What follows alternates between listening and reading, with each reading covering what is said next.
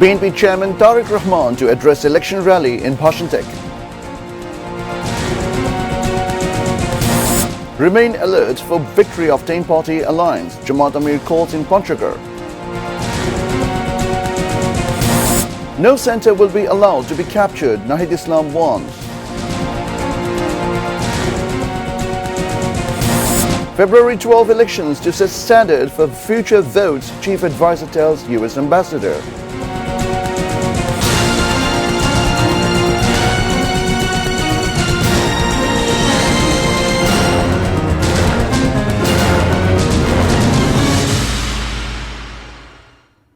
Good evening, viewers. Those were the headlines. I'm Salim Kadir and you're watching English Bulletin.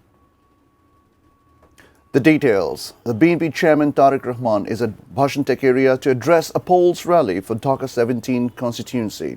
Tarique Rahman reached the venue in capital's Bhashentek area around 7 p.m. Party leaders and activists as well as hundreds of BNP supporters started gathering in the area ahead of the rally.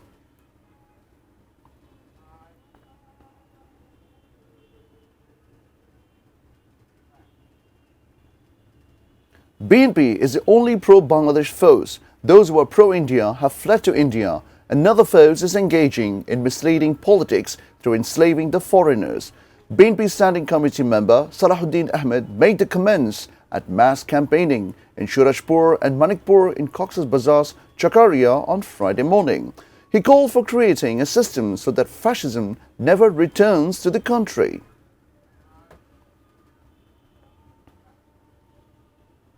Jamaat Amir Dr. Shafiqur Rahman has urged the people of the country to remain alert like that of 2024 till February 12 to confirm the victory of 10-party alliance.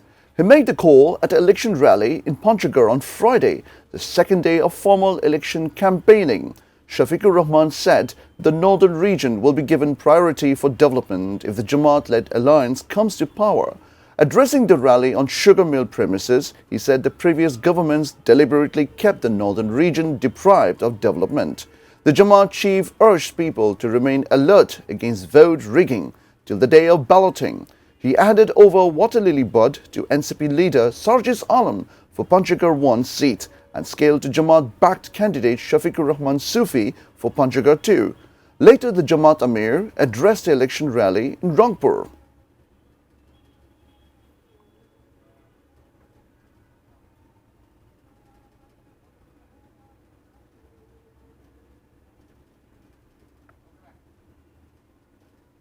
NCP Governor and Dhaka 11 candidate Nahid Islam has said no centre will be allowed to be captured.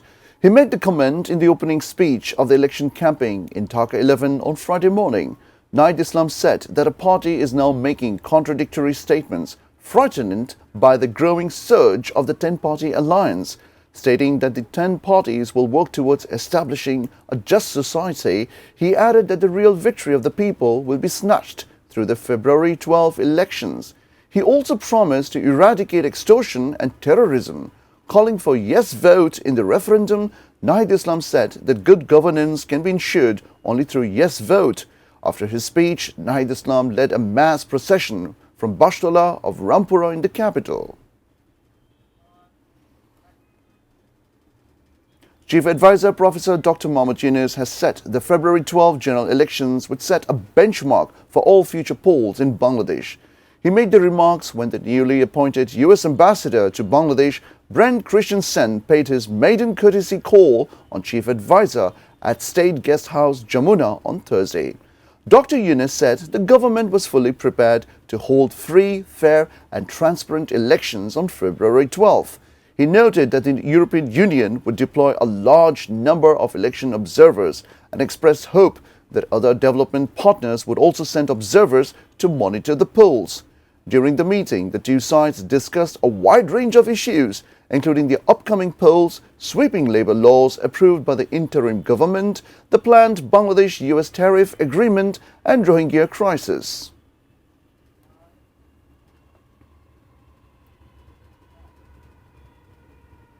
Saraswati Puja is being celebrated across the country amid much enthusiasm, festivity and religious fervor by members of the Hindu community.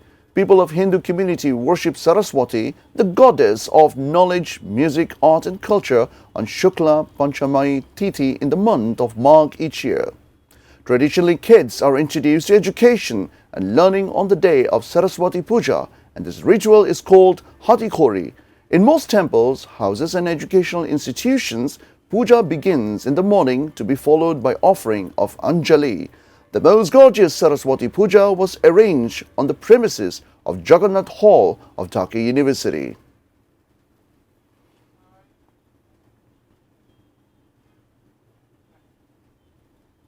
Chief Advisor Professor Dr. Mohammad Yunus greeted the members of the Hindu community on the occasion of the Saraswati Puja. In a message on the Chief Advisor's verified Facebook page, he said the Bangladesh is a shining example of communal harmony. It also says for thousands of years, people of all religions, regardless of race, religion and caste, have been living in harmony with mutual respect in the country. The country belongs to everyone. The Chief Advisor also mentioned in the message that it is a safe and peaceful habitat for all people of Bangladesh, regardless of religion or caste.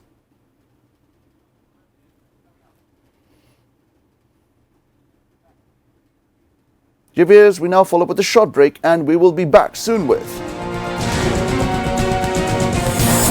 US sends naval warship to pressurize Iran. Revolutionary Guard ready warns Iran.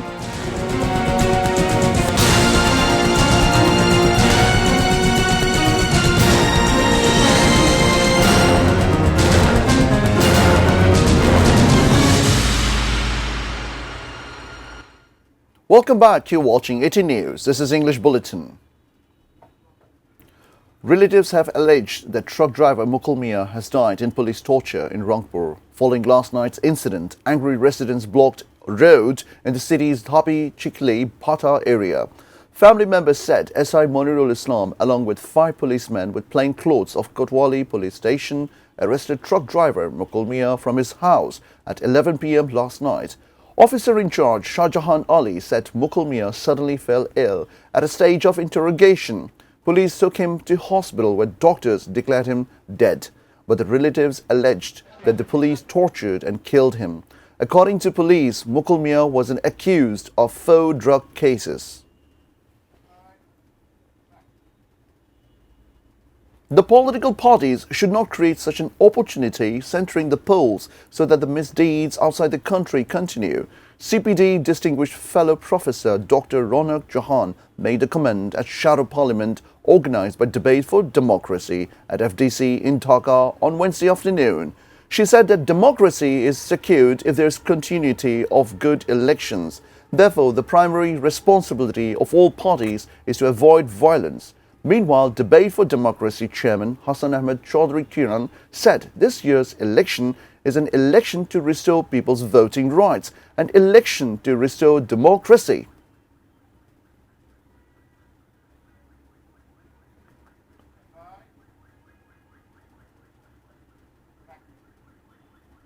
Viewers, we now begin with news around the world.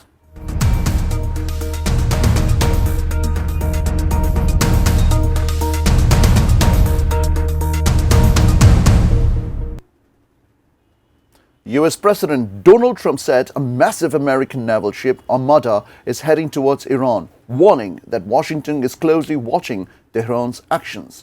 Speaking to reporters on Air Force One on his way back from World Economic Forum in Davos, Switzerland, Trump said the development is a precautionary move, while he reiterated he would prefer to avoid further escalation. The remarks come amid heightened tensions, with Trump referencing past strikes on Iran's nuclear infrastructure, warning of harsher retaliation if Iran resumes activities or carries out mass executions. Trump also confirmed new economic pressure, announcing a 25% tariff on any business dealing with Iran.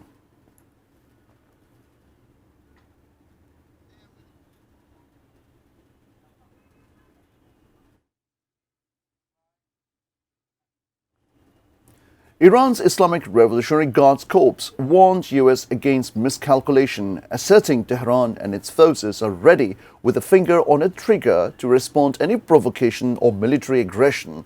Following US President Trump's repeated threats of military action against Iran, Guards Commander General Mohammad Khbor warned US and Israel.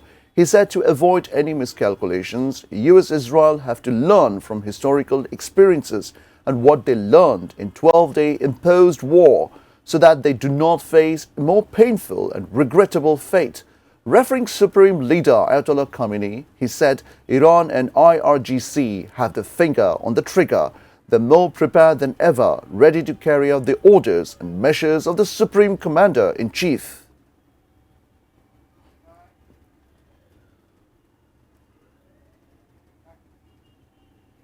Hamas has reportedly reached an understanding with US-mediated deal to surrender its weapons in exchange for being allowed to remain a political party in the territory. Citing a report from the news outlet Sky News Arabia, media said Hamas has also reached an understanding with US to provide maps of Gaza's tunnel network in exchange for political party recognition. The deal would also allow the leaders, both political and military, to leave Gaza safely under US guarantees, though Israel has expressed major reservations. Report also claimed Hamas has already handed over arms and tunnel schematics through a mechanism that has not yet been revealed.